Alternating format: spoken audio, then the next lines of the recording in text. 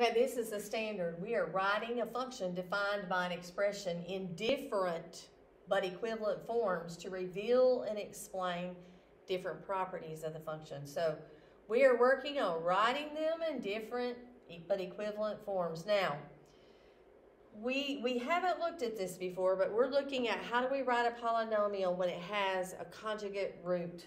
Now, what does that mean? It means that one of its roots might be imaginary or might be a radical. And when that happens, you get another root.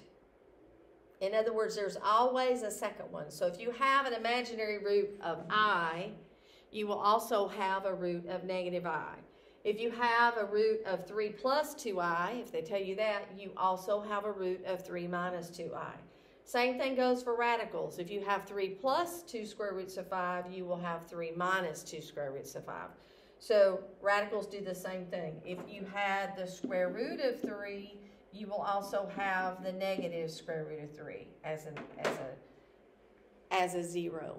So if you have one, you have the other. That's because the polynomial did not factor when you got to the trinomial stage of the synthetic division. When you got there, it didn't factor. It was something that was prime, so you had to do the quadratic formula, which you know quadratic formula is negative b plus or minus the square root of b squared minus 4ac all over 2a. So you have that plus or minus part. And if you have the plus or minus, you obviously have two answers. So that's what this comes from. All right, so part of your assignment today, you're going to have problems that just have one of the zeros listed, and you're supposed to list another 0 if there is one. So if you have 3 plus I, you also have 3 minus I. Here, now it doesn't work with just integers. If you've got negative 6, you just have negative 6. If you have 2, you just have 2. But here we have negative I, so the opposite of negative I is positive I. You also have it. If you have 1 plus the square root of 3, you will have 1 minus the square root of 3. So some of your assignment today is just listing that, which won't be that difficult. The other part of your assignment is writing the polynomial from these. So this is how my notes started. My notes started with you have negative 2 and I, and then what's the other 0, and you would write negative I. Now these are the reason this ink is fat is because my smart notebook was upgraded and it took all that writing and made it fatter and bolder. So you can see this here, I fixed it, but the notes are just that way because they were saved that way. So we'll not worry about that. But anyway, so just like here when we were writing our polynomials yesterday, we had a negative 2, so we wrote x plus 2. When I have positive I write x minus I. When I have negative I write x plus I. Now, you want to take this part here and multiply it first. You don't ever want to do this first and then do that. It's a lot harder because these two here are going to cancel out the middle terms, okay? So x times x is x squared. X times I is positive xi. Negative I times x is negative xi. And you see they're going to cancel. Positive and negative, they cancel out right here. And then negative I and I is negative I squared. And you remember way back at the beginning of the year, remember how I tell you Algebra 2 wraps back all the time. The content does. So negative I squared is defined as negative 1. So negative 1 is positive 1, and that's what you write right here. So now I have x squared plus 1, and I'm going to multiply that times x plus 2. So x times x squared is x cubed, x times 1 is x, and then 2 times x squared is 2x squared, 2 times 1 is 2. There are no like terms. I just put them in order, in descending order with exponents. So x cubed plus 2x squared plus x plus 2. Let's go to the next one. All right, this one has a radical in it.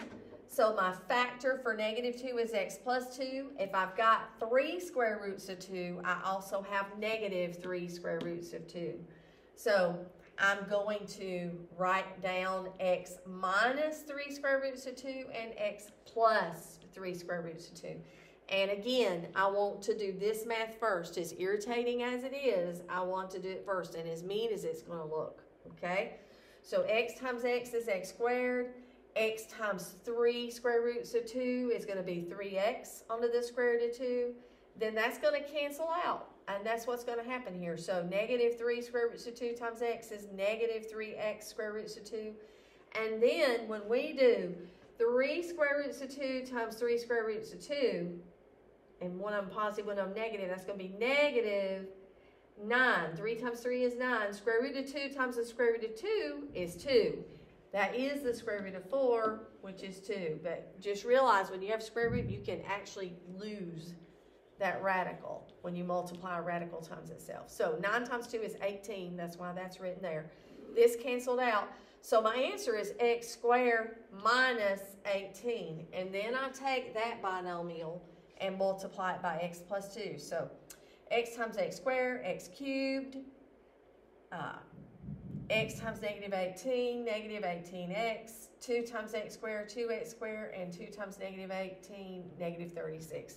And that's my polynomial. One more. Remember, you have this. This would be 3x minus 1. That's on my earlier video. All right, now, if I've got 1 minus the square root of 2, that means I have 1 plus the square root of 2. These get to looking ugly. I'm sorry, but you are in Algebra 2. So, now, remember, you're doing x minus because this is positive, and this is in parentheses, this 1 minus the square root of 2. It's important. And then this will also be minus because all of our roots are written x minus k. So it's just that when I write this one and I do it, when I write x minus a negative 1, I get x plus 1. When I have a 1 and I go x minus 1, I will get x minus 1 when it's that one. So I'm just going to write my minus sign here, and then I'm going to distribute that. And I rewrote this. This is x minus 1 plus the square root of 2. This is x minus 1 minus the square root of 2. And now I've got to do that math first. And it gets ugly, I know, and I apologize, but it is what it is. X times x is x squared. X times negative 1 is negative x. X times negative square root of 2 is x, negative x square roots of 2. Then I'm going to do the middle. Negative 1 times x is negative x. And put them where they go. Line them up as you go, and you won't have to do that when you're done. So negative 1 times x is negative x. Negative 1 times negative 1 is positive 1. I didn't have that anywhere here, so I come over here and I wrote it. Negative 1 times negative square roots of 2 is positive square roots of 2. Then I've got to do this one. Square root of 2 times x is positive. And so I wrote it up underneath this, x square roots of 2. And then square root of 2 negative 1 is negative square root of 2. And then square root of 2 times the negative square root of 2 is negative 2. Remember, square root of 2 times square root of 2 is 2. All right, all that square root crud cancels out. That's why you want to do those two first to get things to cancel out. All right, so x squared, negative x is negative 2x. Positive 1, negative 2 is negative 1. And then you do this math. And I think that I can leave this right here for you to just look at. You're taking this times this term like that, and this times these three terms like that, writing them down, and then adding like terms. Thank you.